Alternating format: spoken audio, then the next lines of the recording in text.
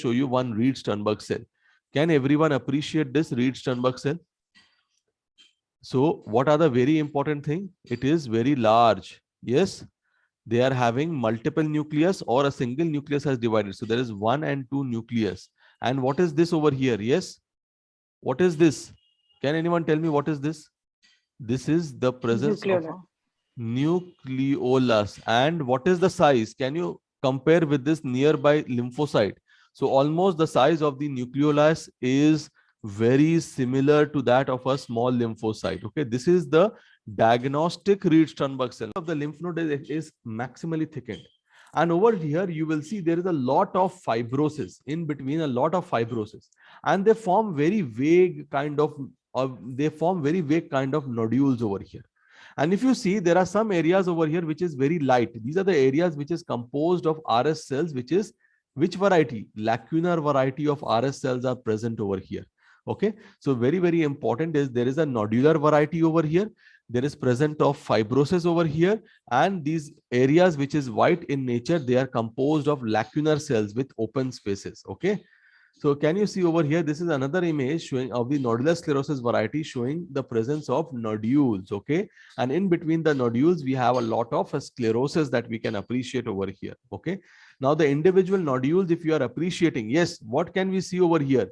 There is a central area which is showing necrosis. Okay, and surrounding them there is a type of RS cell. There is an open space, if you can appreciate. Okay, these are lacunar variety of Reed-Sternberg cells, as you can appreciate. Yes, this is very, very important over here. Now if you go into the high power view, so now you can clearly appreciate, yes, what are these? These are RS cells, Reed-Sternberg cells, but these are lacunar variant of RS cells. Okay, and the background is rich in small lymphocytes over here. And which small lymphocyte is which type? It is basically your T cell type. In case of NLPHL, it was your B cell type. Today we are going to discuss a very important topic, that is Hodgkin's lymphoma. So before I go and start and discuss Hodgkin's lymphoma, just I want to make sure about something, that there are two essential types of lymphoma. Okay, so lymphomas are essentially of two types. Okay, one is Hodgkin's lymphoma, and on the other hand we are having non-Hodgkin lymphoma. Okay, so Hodgkin lymphoma is one well-defined variety of lymphoma. Apart from that, you are having different other lymphomas. Okay, for example, okay, chronic lymphocytic lymphoma is there. Okay, follicular lymphoma is there, DLBCL is there, Burkitt lymphoma is there. Okay, so there are many different kinds of lymphomas that is there. Okay, so all the other lymphomas, they come under the heading of non-Hodgkin lymphoma, whereas Hodgkin lymphoma is one defined entity. Okay, so today we are going to understand about Hodgkin's lymphoma. Okay, so before I start Hodgkin lymphoma, I will just give you a brief classification of the types of Hodgkin's lymphoma that is there. Okay, so Hodgkin's lymphoma, if you are going to see, they are of basically two main types. Okay, one is your classical Hodgkin's lymphoma, classical variety, and you have NLPHL, nodular lymphocyte predominant Hodgkin's lymphoma. Now the classic variety of Hodgkin's lymphoma can also be further categorized into four main categories. So what are those? We are having nodular sclerosis variety, then we have mixed cellularity variety, lymphocyte rich variety, and we have lymphocyte depleted variety. Okay, so this is the basic classification of Hodgkin's lymphoma. So we are basically going to first understand about the basics of Hodgkin's lymphoma. We will see the staging of Hodgkin's lymphoma. Then we are going to understand first about the NLPHL. Then we go about the classical Hodgkin's lymphoma. Okay, so basically Hodgkin's lymphoma, what is very important about Hodgkin's lymphoma, that they have presence of a characteristic cell that is called as a Reed-Sternberg cell. Okay, and this Reed-Sternberg cell is present in a background of inflammatory cell. Now both the components should be present, must be satisfied for the diagnosis of Hodgkin's lymphoma. So you should have the presence of Reed-Sternberg cell along with the presence of inflammatory cells in the background. Okay, now the basic age or the average age is 32 years. Okay, and it is a most common cancer affecting young adults and adolescents. Okay, So mainly the young adults and adolescents are the ones which are involved. Now, very importantly, for diagnosis, immunohistochemistry or IHC is also required. Now, Hodgkin lymphoma includes two biologically and clinically distinct entities, as I've already told you. One is NLPHL, that is nodular lymphocyte predominant Hodgkin's lymphoma, and the other variety is the classic Hodgkin's lymphoma, which is the more common variety. Now, the first basic thing that we need to understand that NLPHL is a B cell neoplasm arising from the B cells. Okay, and remember the classic variety of Hodgkin, actually Hodgkin's lymphoma is a B cell neoplasm. But NLPHL is a true B cell neoplasm, and CHL is presenting a neoplasm of crippled B cell. Okay, so why they are saying it as crippled B cell? Because in case of NLPHL, they are expressing the B markers like CD20. Whereas in case of classic Hodgkin's lymphoma, they are not expressing CD20. Okay, but remember the origin of both types of Hodgkin's lymphoma is taking place from the B cell. Okay, now out of all the lymphomas, as I told you, there is non-Hodgkin's and Hodgkin's lymphoma. Hodgkin lymphoma is basically accounting for 25 to 40% of all the lymphomas. The peak age, as I told you, is in the second to the third decade of life, and another peak occurs in the sixth decade of life. So Hodgkin lymphoma is having a bimodal peak. Okay, this is an important MCQ. Now, it is less common in Asians. In Asians, the incidence of Hodgkin's lymphoma is only 5 to 10% of all the lymphoma, Hodgkin lymphoma. So WHO is basically recognizing 5 categories of Hodgkin lymphoma. So as I told you, one is your NLPHL, and the classic variety has 4 types. That is your nodular sclerosis, mixed cellularity, lymphocyte depleted, and lymphocyte rich. So the commonest type of Hodgkin's lymphoma, okay, the commonest variety is your nodular sclerosis variety of Hodgkin lymphoma. That is this variety.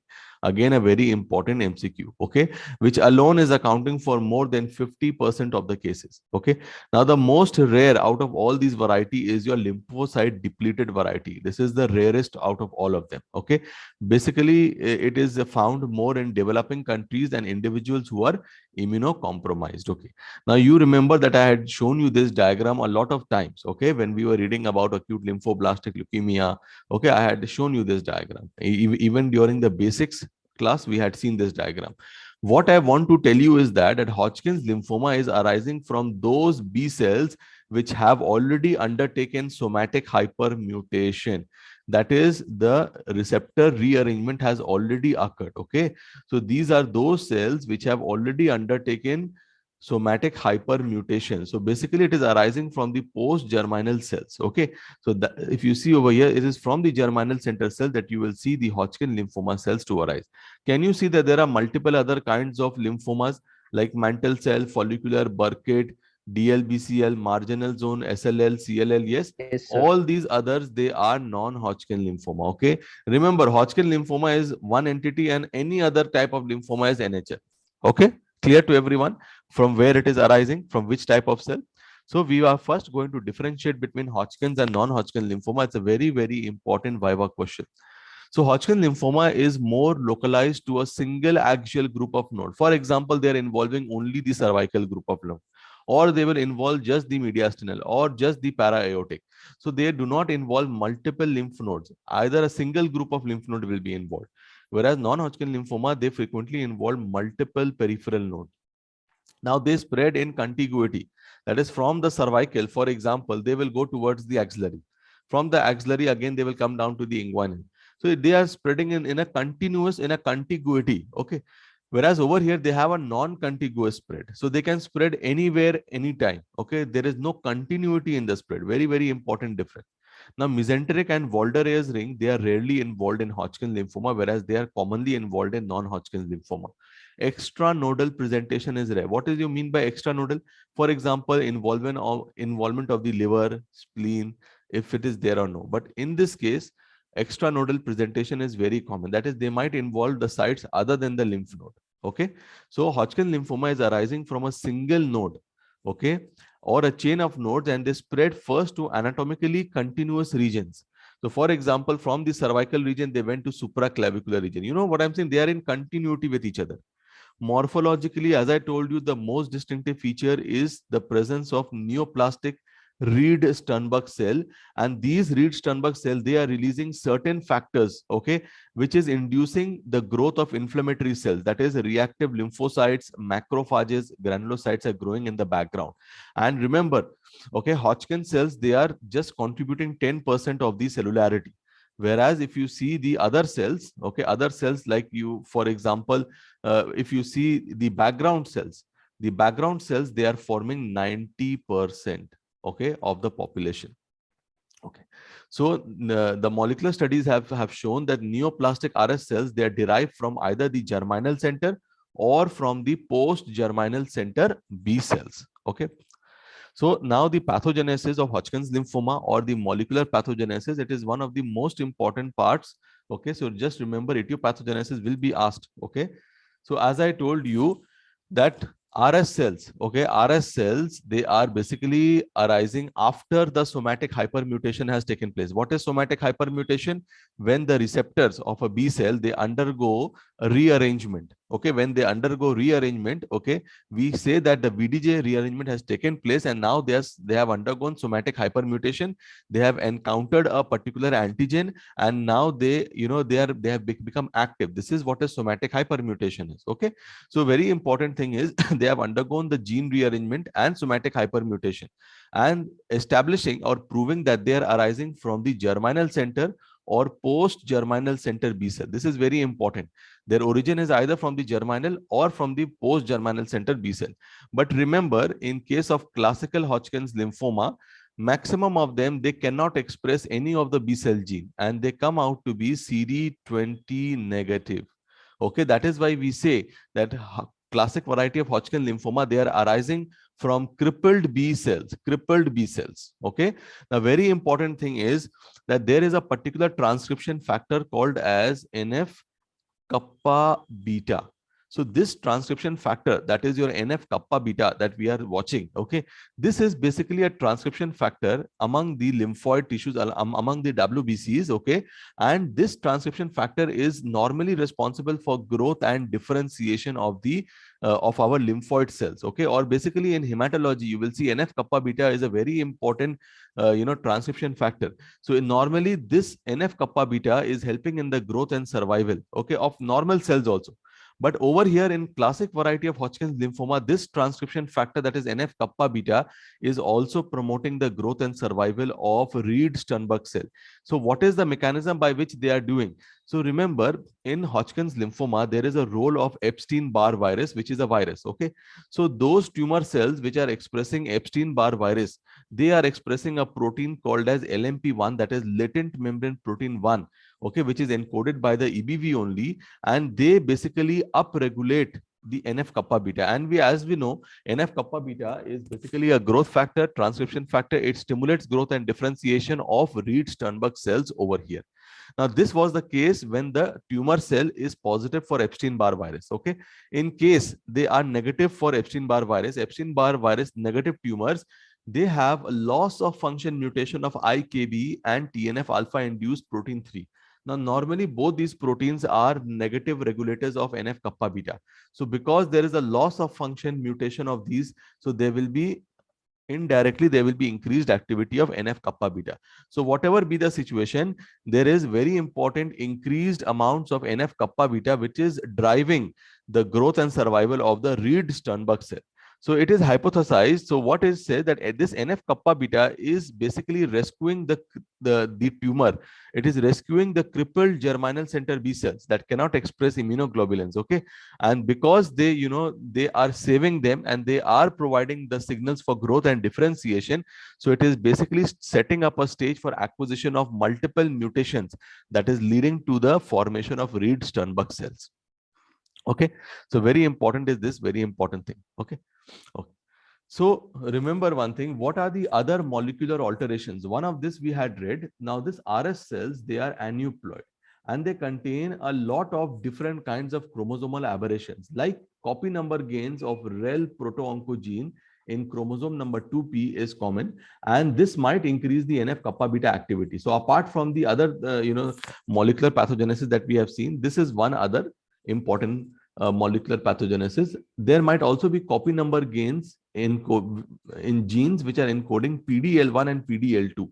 So normally this PDL1 and PDL2 actually they are involved in inducing the immune response against the tumors. Okay, so copy number gains in this is also there, which is found in chromosome number 9p. Okay, now the third important thing is that once these RS cells are formed, they are basically releasing multiple cytokines like interleukin 5, interleukin 10, or MCSF. So multiple cytokines are being released in the body, which is causing the growth of reactive cells like reactive lymphocytes, eosinophils, monocytes. Again, there is a release of chemokines like eotaxin, which is attracting the eosinophils. Okay, and multiple other factors are released by the Reed-Sternberg cells. So once they are attracted, the reactive cells, they produce factors which in turn is going to support the growth and survival of the Reed-Sternberg cells. So they have a mutual understanding. Okay, the Reed-Sternberg cells, they are releasing certain factors which is supporting the growth of reactive cells.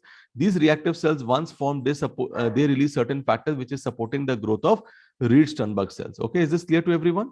Now, for example, how do we show this? Like the eosinophils and the T cells, they are expressing ligands which are actually activating CD30 and 40 receptors found on the Reed-Sternberg cell. Okay, which is upregulating the growth. So let me just show you this diagram that you will be able to understand. So this is the classic Reed-Sternberg cell. Okay, so for example, they are releasing interleukin 5, which goes and recruits eosinophils. Eosinophils, on the other hand, they are releasing a ligand which is basically activating CD30. And once they are activated, they are increasing the level of NF kappa beta. Okay, so ultimately there is a growth and differentiation. Similarly, they are releasing certain factors. For example, various chemokines are being released, which is enhancing the T helper 2 response or helper 2 cell response, which again, they are supporting the growth of the RS cells by releasing the ligand CD40, which is acting on the CD40 receptor over here. Okay, now what are the other actions? Let us see. Now, for example, this is also releasing the monocyte colony stimulating factor, which is causing monocyte or macrophage activation as well. Okay, now what are the other things that they are doing? They release and interleukin number 10, okay, which is basically inhibiting the activity of T helper 1 cell and cytotoxic T cell response. Therefore, such patients of Hodgkin's lymphoma can also suffer from recurrent infections because of reduced activity of helper T cells. They are also expressing PDL1, which is acting on the PD receptor and again inhibiting the activity of cytotoxic T cell. Okay, they are also enhancing the activity of T regulator T cells. So in return, they are suppressing the T cell function and they are basically regulating the response. The T regulatory cell, basically they have a function of inhibiting the cytotoxic T cell or T helper 1 cell activity. Okay, so they are also releasing certain factors like interleukin number 13, which is again, they are promoting their own growths. Okay, and just remember, in many kinds of Hodgkin's lymphoma, we are going to see that there is fibrosis. So how is fibrosis stimulated? By the release of the factor TNF alpha or basic fibroblast growth factor, which is ultimately stimulating the fibroblast and causing fibrosis. Okay, so this is all about the molecular pathogenesis and how how we are having Reed-Sternberg cells and how we are having the reactive T cells. Okay, so just remember, I have just explained all these points over here. So this is what I have explained, the crosstalk between the RS cells and the surrounding reactive cells. Okay, so just remember, they are causing increased eosinophils, they are causing enhancing T helper 2 response. Okay, they are actually causing fibrosis, they decrease the cytotoxic activity, they decrease the CTL activity, they enhance the T regulatory cell activity, they also cause activation of monocytes and macrophages. Okay, and in itself, these are also stimulating the growth. Okay, these are also stimulating the growth of RS cells. Now we come to the staging of Hodgkin's lymphoma, very, very important. Now, the name is very important. It is called as Ann Arbor staging of Hodgkin's lymphoma and an important MCQ. Okay, so there are different kinds of stages, stage 1, 2, 3, and 4. Very simple. If a single group of lymph node is involved, okay, or a single extra lymphatic organ or a site is involved, then we call it as stage 1. If lymph node is involved, we use the term stage I or 1. If any extra lymphatic organ is involved, then we use the term IE. Okay, I or 1E. Stage 2, there is involvement of 2 or more lymph nodes on the same side of the diaphragm, that is stage 2, or there will be a localized involvement of an extra lymphatic organ and one or more lymph node regions on the same side of the diaphragm, then we use the term 2E. So 2E, E means extra lymphatic, but the spread should be localized involvement and the lymph node involvement should be on the same side of the diaphragm. That is the stage number 2. Stage number 3, when there is a lymph node involvement on both sides of the diaphragm, then we use stage number 3.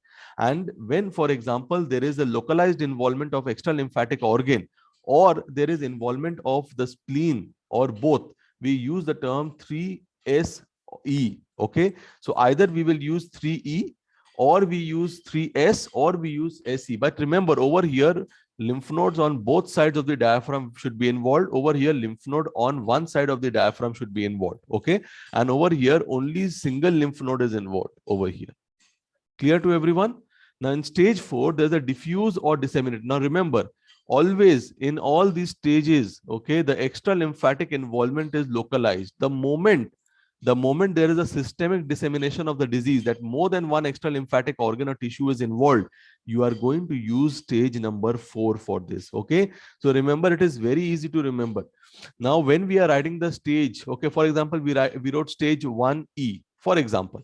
Along with that, you have to write A or B. So what is A or B? A means the patient is not having any clinical sign symptoms. B means systemic symptoms. We also call this as B symptoms. So if they ask you what are the B symptoms means if you have unexplained fever of more than 38 degree, unexplained weight loss of more than 10% in the last 6 months, and you are having night sweats. All these things are called as the B symptoms. Okay, so I hope the ANAVAR staging is clear to everyone, the staging of Hodgkin's lymphoma.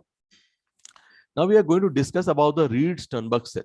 Very, very important. REED-STERNBERG cell itself can be asked as a short note. Okay, so diagnostic REED-STERNBERG cells are basically large cells around 45 micrometer in diameter with multiple nucleus or a single nucleus having multiple nuclear lobes, each with a very large inclusion like nucleolus about the size of small lymphocyte. Okay, this is very, very, so the size of the nucleoli is 5 to 7, the same as the size of a small lymphocyte. So let me just show you one REED-STERNBERG cell. Can everyone appreciate this REED-STERNBERG cell? So what are the very important thing? It is very large. Yes, they are having multiple nucleus or a single nucleus has divided. So there is 1 and 2 nucleus. And what is this over here? Yes, what is this? Can anyone tell me what is this? This is the presence of nucleolus. And what is the size? Can you compare with this nearby lymphocyte? So almost the size of the nucleolus is very similar to that of a small lymphocyte. Okay, this is the diagnostic REED-STERNBERG cell. Now REED-STERNBERG cells can be of various types. Okay, so the diagnostic REED-STERNBERG cells are the ones which are most common and which are most important. Okay, so as I told you, the diagnosis of Hodgkin's lymphoma depends on two things: identification of REED-STERNBERG cells, and number 2, the presence of non-neoplastic inflammatory cells.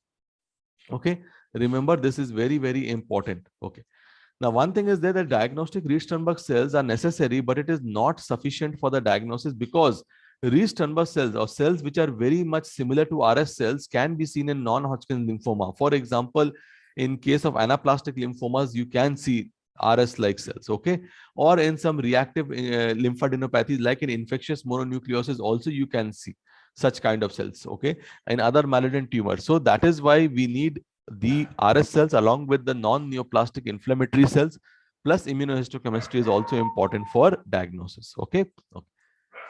So there are various kinds of different types of REED-STERNBERG cells. The most common one that we have seen is the diagnostic RS cells with 2 nuclear lobes, large inclusion like nucleoli, as we have seen, having abundant cytoplasm, surrounded by lymphocytes, macrophages, and eosinophil.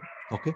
Now, the other kind of REED-STERNBERG cell is your mononuclear variant, that is mononuclear variant of REED-STERNBERG cell. So over here, if you see, you will have a single large cell or single large nucleus, if you can appreciate. Okay, over here also we are having one large cell.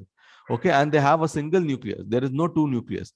This is called as the mononuclear variant of RS cells, and they are also called as Hodgkin cells. Okay, Another type of Reed-Sternberg cell, if we are going to see, this is the Reed-Sternberg cell, the lacunar variant. So why it is called a lacuna? Because it seems that the nucleus is floating in a clear space. That is why it is called as lacunar variant. Now remember, this is just a artifact. Because of tissue processing, this cytoplasm was ripped off or disrupted. Okay.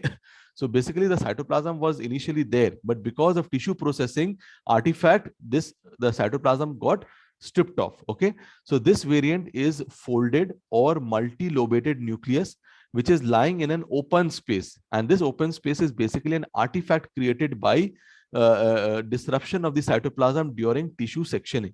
This is the nodular sclerosis. So this variant is very common in the nodular sclerosis variety of classic Hodgkin's lymphoma. Okay, is it very clear to everyone how this variety looks like? Okay. Now, the last variety is the LNH variety. We call it as LNH cells, lymphohistiocytic cells. Now, this is basically seen in NLPHL, which is nodular lymphocyte predominant variety of Hodgkin's lymphoma has this. Now, very important over here, the most important feature is the infolding of the nuclear membranes. If you see the nuclear membranes over here, they are folded, okay? They are folded like a cloud or they are folded like a popcorn. So previously it was also called as the popcorn cells. Okay, it was also called as popcorn cells. Okay, so they have infolded nuclear membranes like a popcorn with small nucleoli, fine chromatin, and abundant pale cytoplasm. Okay, so these are the LNHRS cells which are found in NLPHL. Okay, clear to everyone? So now we start with the nodular lymphocyte predominant variety of Hodgkin's lymphoma, NLPHL. I told you Hodgkin's lymphoma can either be classic variety or it can be NLPHL. So first we are going to start with the NLPHL variety of Hodgkin's lymphoma. So clinically, NLPHL is also called as a nodular paraganglioma and it is an uncommon type, accounting for only about 5% of all the Hodgkin's lymphoma and usually occurs in children and young to middle-aged adults with having a male predominance. Male predominance is there. Usually they present with a solitary enlarged peripheral lymph node, most commonly in the neck, groin, or in the axilla. Now remember, mediastinal involvement is not seen over here. It is classically seen in nodular sclerosis variety of Hodgkin's lymphoma, which is the classic variety.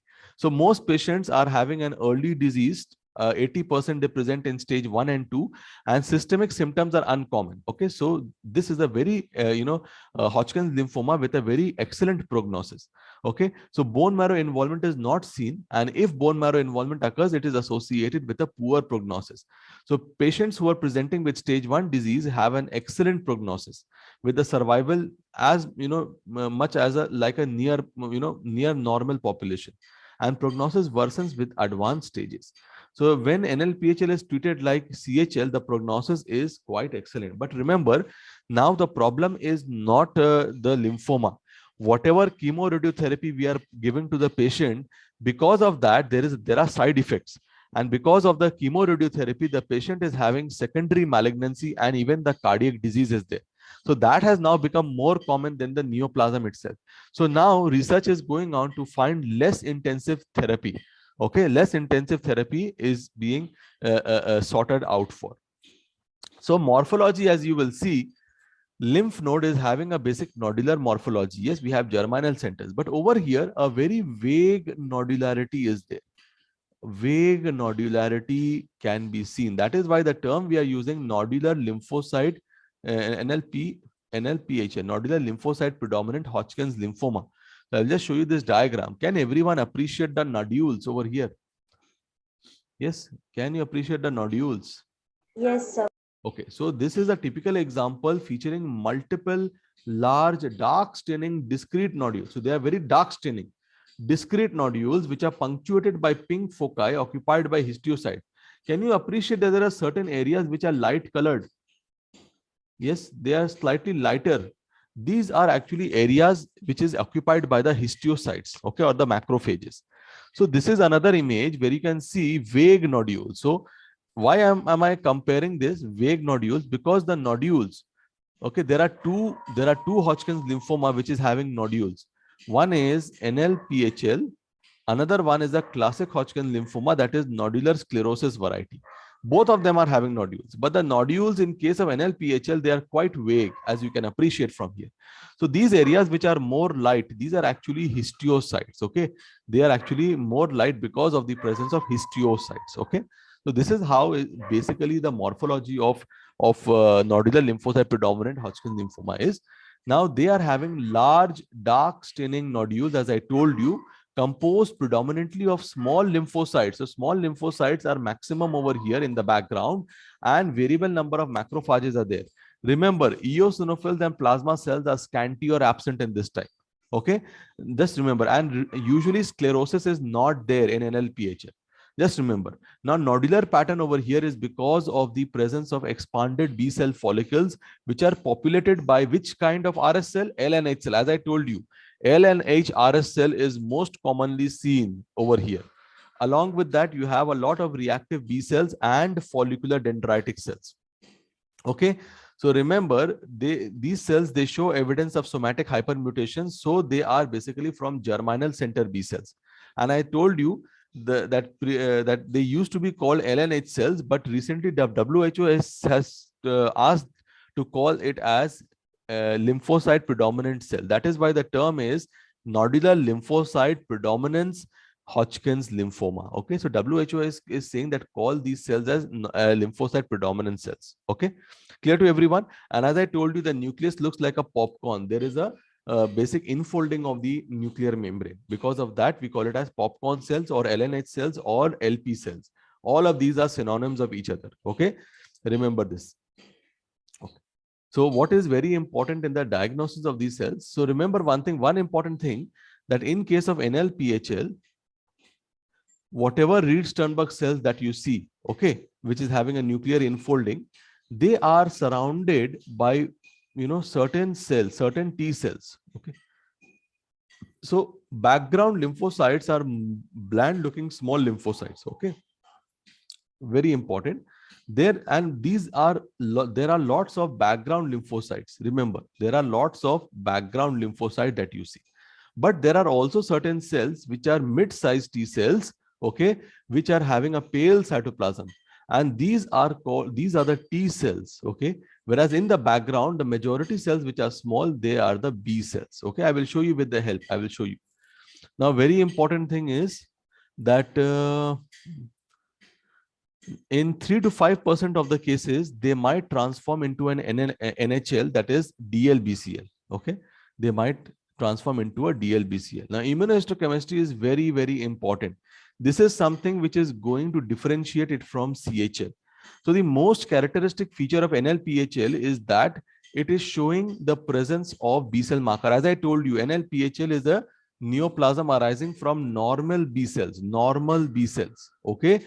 So over here, they show CD20 positivity is there. That is the LNH cells, they show positivity for CD20. That means they are derived from the B cells, and that those B cells are not crippled. Okay, and these cells occur within the nodular aggregates of small B cells, as I told you. Okay, now remember the large cells, okay, they are surrounded, as I told you, the large cells are surrounded by the T cells. Okay, non-staining T cells, and these are CD3 positive T lymphocytes. Whereas in the background, the B cells stain for B cell marker. In the background, you are having small B lymphocytes only. And remember, LNH cells, they are positive for the full spectrum of B markers like CD20, 79, PAX5. Now, very important thing is usually they are CD15 and they are CD13 negative. Remember, they are negative for this. And this marker is positive only in case of classical variety of Hodgkin's lymphoma. So this is the most important point of difference. So in one line, if you have to remember the immunohistochemistry, for NLPHL, they are CD20 positive, CD15, CD30 negative, and they are usually Epstein-Barr virus negative. This is the most important thing. Along with that, just one more thing, that your Reed-Sternberg cell in this variety is surrounded by a layer of T cells. Okay, this is very important. And in the background, you are having certain lymphocytes. Those are the B cells. This is the basic thing about NLPHL. Okay, so this is the diagram as I can show you. So can you appreciate over here that there are certain large cells, okay, with infolding of the nucleus is there? Yes. What are these cells? These are LNH cells, also called as LP cell, also called as popcorn cell. Now, can you appreciate one very important thing, that these are surrounded, they are roseted by a group of cells. What are these lymphocytes? These are your T lymphocytes. And in the background also you have some lymphocytes. What are these background lymphocytes? These are B lymphocytes. Very, very important. Okay, very, very important. Okay. So as we can appreciate over here, this is another diagram where we can see, why have I shown you? Can you see they are like popcorn? Just to show you their popcorn type of nature, I am showing you this. Okay. And again, very important, can you see the rosetting by the T lymphocytes? Yes, everyone? Clear to everyone? Okay. Now over here, you will see the background population. The background population is just small B lymphocyte. That's it. This is just the background. You do not see any eosinophil, do not see any plasma cell. So these other cells are not seen in the background over here. Okay.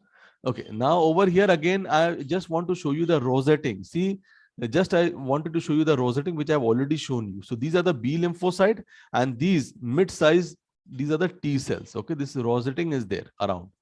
Okay. So I want to prove my point. So these are the nodules. Yes. Okay. And the nodules, they are diffusely showing positivity for CD20. Okay. So they are not from a crippled B cell. They are from normal B cells. Okay. Not normal means means the B cells have transformed and they are not crippled. They are expressing the marker. That is very important. This is the CD20 which we have seen over here. Okay. Okay. Now, can you see over here, again, the CD20 staining has been done. The background cells, these are the B lymphocytes. Okay.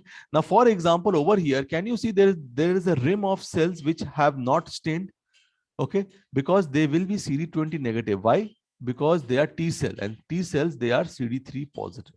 Okay. So these are there is a rim of non-staining T cells. Anyways, this is another one showing positivity for CD21. That is, they are showing that there is presence of dendritic cells also over here. Okay.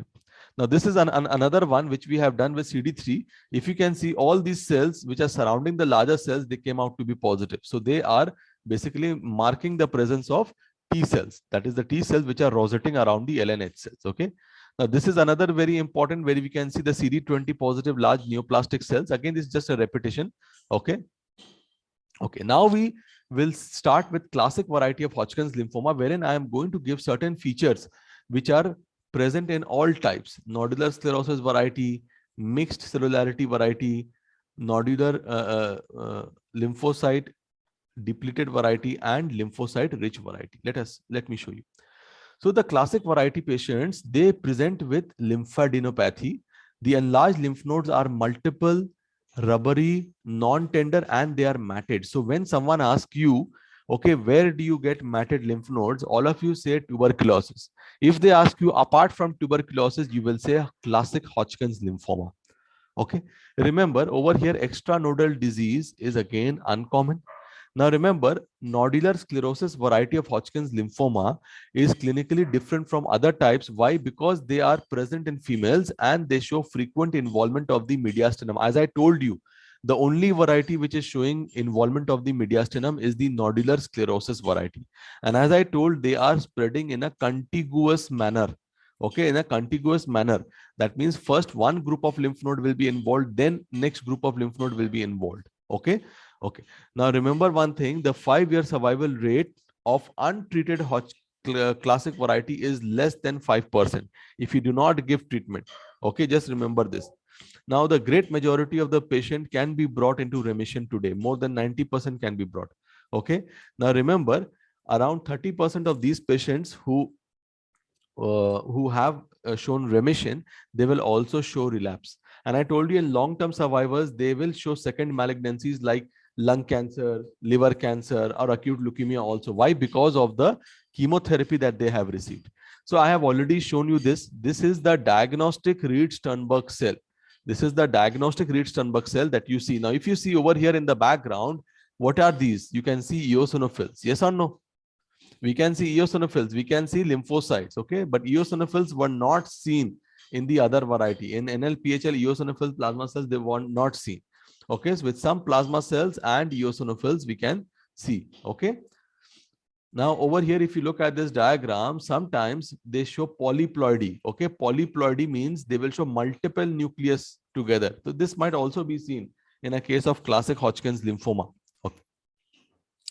Now, what is very important, this is the mononuclear variety. As I have already shown you the diagram, this is the mononuclear variety of RS cells, which can also be seen in classic variety of Hodgkin's lymphoma. So you can see again the lymphocytes over here in the background. You can appreciate the lymphocytes over here. Okay, this is the mononuclear variety. Okay. Now this is basically your lacunar cells. Can you see the nucleus is lying in an open space? Yes. This is the variety most commonly seen in nodular sclerosis variety of Hodgkin's lymphoma. Okay, this is again one type of RS cell which is classically seen in classic Hodgkin's lymphoma. Okay, I've already explained these points. So the nature of the RS cells becomes very important, and this is why we are differentiating between NLPHL and CHL. So basically, RS cells in CHL, they are of B cell lineage, but these B cells, they are crippled. So they've failed to express any B cell marker. B cell marker will not be expressed. Okay, only by molecular analysis we are seeing that they are derived from germinal center or post germinal center B cell. But remember, they cannot express the B cell markers. Okay, just remember this. Okay, all the B cell markers are reduced. Now remember one thing, why then, how these cells are growing? If, for example, the B cells are crippled, and how they are proliferating, as I told you, by activation of NF-kappa beta and JAK-STAT signaling pathway. It is via this pathway they are growing. Very, very important.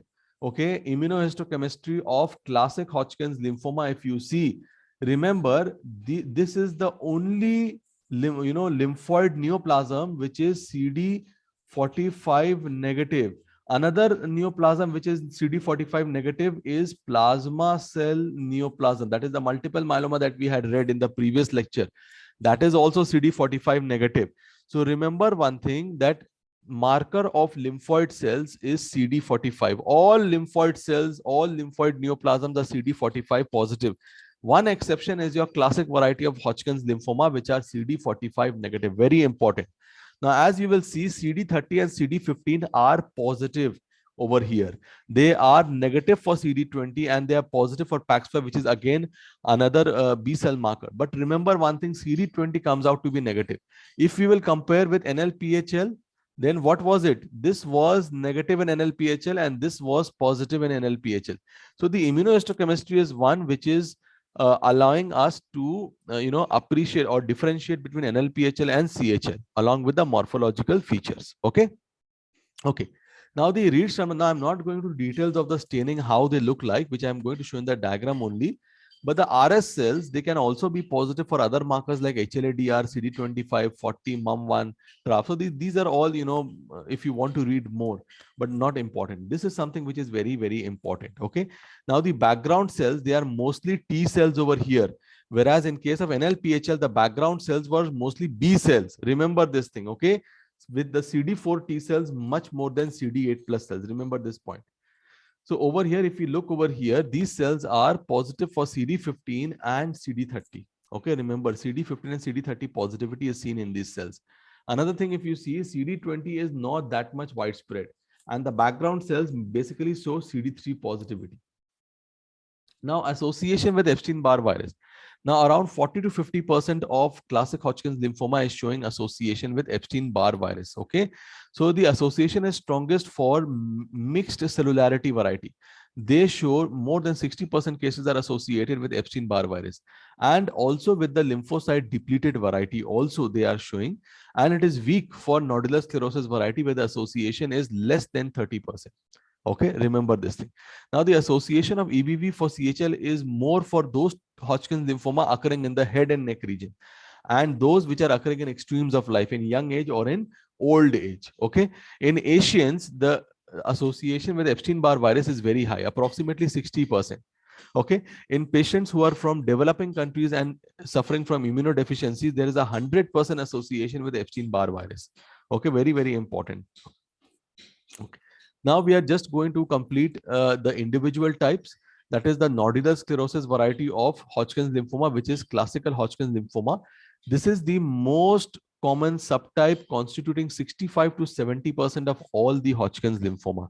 Okay, so if you look at the clinical features and the behavior, it is the most common subtype occurring in young adults. And remember, most important thing, it is presenting as a mediastinal tumor mass. Okay, usually they present in stage 1 or 2 disease. Okay, with frequent mediastinal involvement, equal occurrence in males, female, and in young adults. Okay, now remember, very important is that the overall 5-year survival with chemotherapy is 80%. Okay, it is not associated with Epstein-Barr virus, and the prognosis of this type is excellent. So the prognosis of both nodular sclerosis variety and NLPHL, they are best. Both of them are best. And RS cells, they will be like classical. So they are CD1530 positive. They will be CD20 negative, EBV negative, CD45 negative. So very, very important over here is the lymph node. If you see, the most important thing over here, you will see the capsule. The capsule of the lymph node is maximally thickened.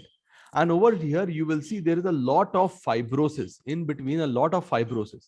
And they form very vague kind of nodules over here. And if you see, there are some areas over here which is very light. These are the areas which is composed of RS cells, which variety? Lacunar variety of RS cells are present over here. Okay, so very, very important is there is a nodular variety over here. There is present of fibrosis over here, and these areas which is white in nature, they are composed of lacunar cells with open spaces. Okay, so can you see over here, this is another image showing of the nodular sclerosis variety, showing the presence of nodules. Okay, and in between the nodules we have a lot of sclerosis that we can appreciate over here. Okay, now the individual nodules, if you are appreciating, yes, what can we see over here? There is a central area which is showing necrosis. Okay, and surrounding them there is a type of RS cell. There is an open space, if you can appreciate. Okay, these are lacunar variety of REED-STERNBERG cells, as you can appreciate. Yes, this is very, very important over here. Now if you go into the high power view, so now you can clearly appreciate, yes, what are these? These are RS cells, REED-STERNBERG cells, but these are lacunar variant of RS cells. Okay, and the background is rich in small lymphocytes over here. And which small lymphocyte is which type? It is basically your T cell type. In case of NLPHL, it was your B cell type. So whatever I have told you, I have discussed all these things over here. So I'm not going over here once again. Okay, I have discussed the same things over here. Okay, coming over here to the mixed cellularity variety, this is comprising around 20 to 25% of all the cases of Hodgkin's lymphoma. Okay, so over here clinically, if you see, this is the variety which is more common in males. Okay, and remember, this occurs in older age if you compare it with other types, and 50% of such cases are presenting with an advanced disease. And the systemic B symptoms are present over here. Night sweats, weight loss is present. Even in spite of all these things, the overall prognosis is good for this. And remember, a biphasic incidence is seen. In Hodgkin's lymphoma, they show biphasic involvement. That is in young adults and again in individuals more than 60 years of age. Okay. The RS cells are infected with EBV. As I told you, this is the variant which is maximally associated with Epstein-Barr virus in around 70% of the cases. Again, the survival rate is around 80%, and this type can progress over time to lymphocyte depleted variety. Again, the IHC will be same. They are CD15, CD30 positive. They are CD20 negative. They are CD45 negative, and this variety is shows positivity with Epstein-Barr virus.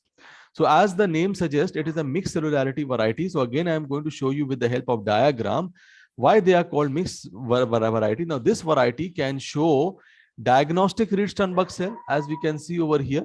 It can show diagnostic REED-STERNBERG cell, or it can show Hodgkin's cell. That is, mononuclear variants can be seen. So no particular variant is, specific for this type.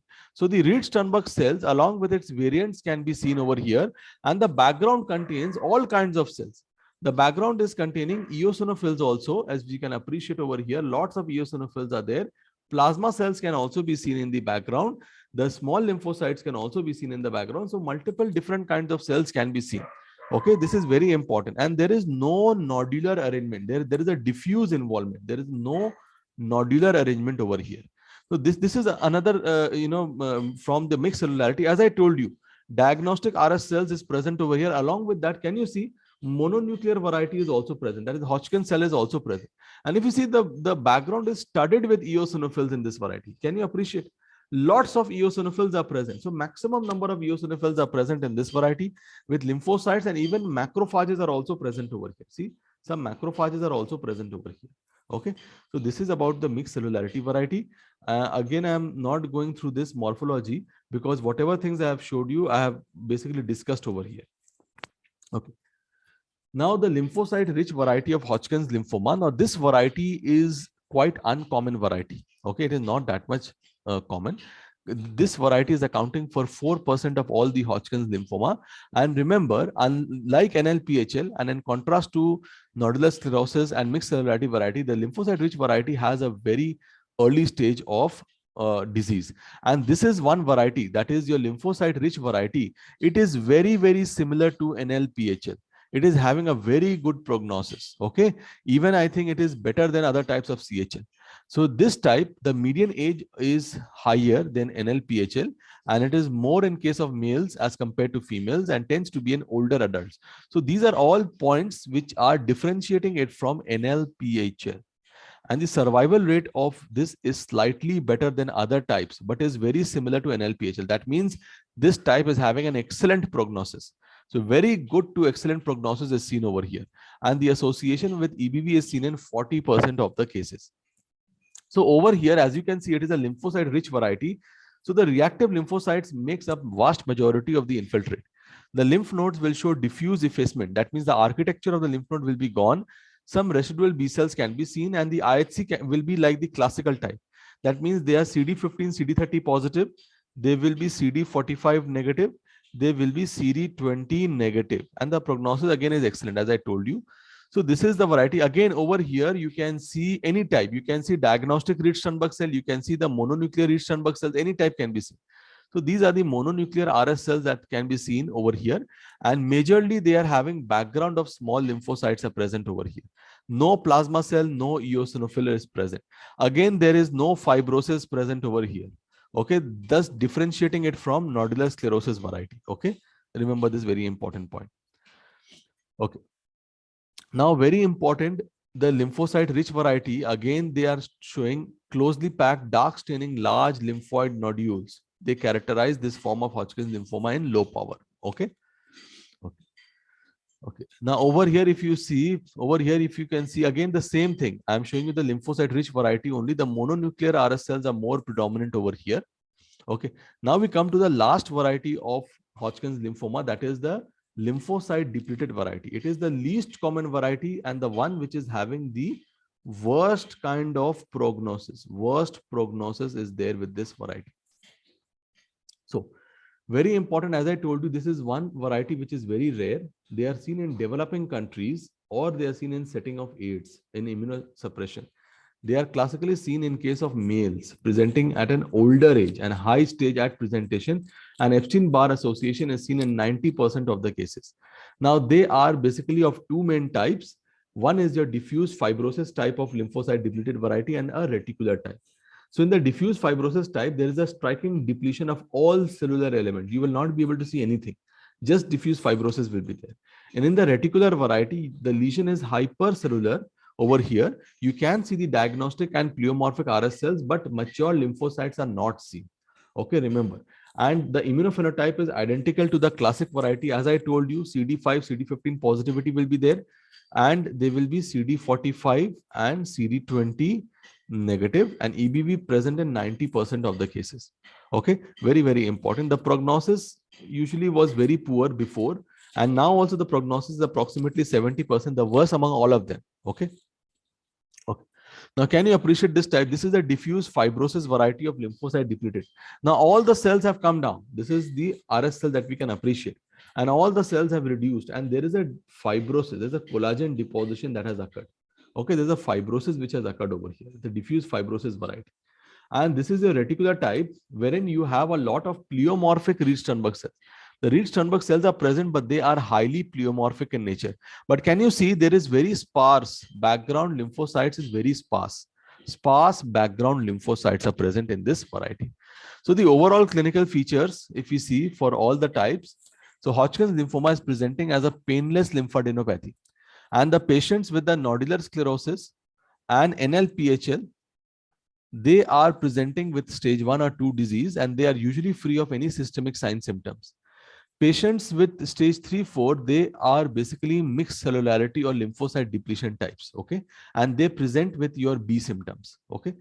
Now the spread is very stereotyped. First the nodes will be involved, then spleen will be involved, then liver will be involved, and finally your bone marrow involvement is there, okay.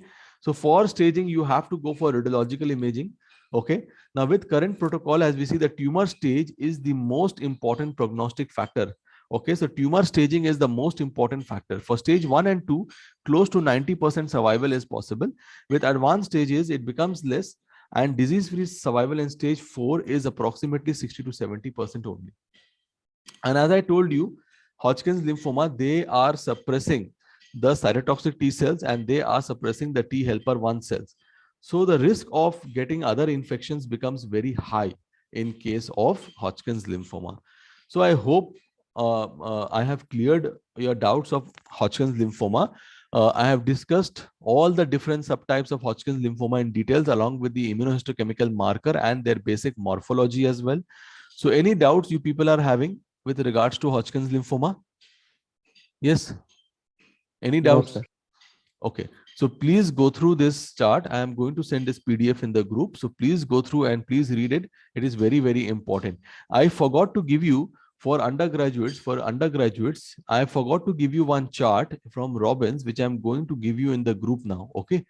Please, it's for your exam purpose, just follow that particular chart for your exam, because in that chart all the different types have been grouped together, so you will be able to easily recall everything from the chart. So I will just share a chart wherein all types of Hodgkin's lymphoma are discussed together, and it is a short form. Okay, so thank you everyone for watching this particular video. Thank you. Thank you, sir.